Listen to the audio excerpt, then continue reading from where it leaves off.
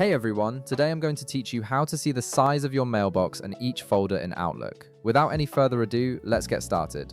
First, open your Microsoft Outlook application on your computer and log into your account. This will load all your emails and folders into the interface, giving you access to the features you need for checking mailbox sizes. Once your email has fully loaded and you can see your inbox, navigate to the top part of your screen where all your tools and menus are located. Look for the File tab and click on it. This tab is your gateway to accessing various account settings and management tools within Outlook. After clicking on File, the menu will expand and you'll see several options appear.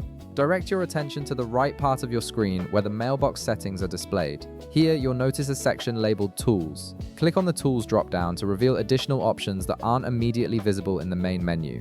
From the expanded Tools menu, look for and click on Mailbox Cleanup. This is a specialized feature that helps you manage your mailbox storage and identify where your space is being used. A new window will pop up titled Mailbox Cleanup, presenting you with various options for managing your email storage. In this Mailbox Cleanup window, you'll see an option called View Mailbox Size. Go ahead and click on it. This action will open a detailed breakdown of your mailbox storage, showing you both local and server data. This is incredibly useful because it gives you a complete picture of how much space your emails are taking up, both on your computer and on the email server itself.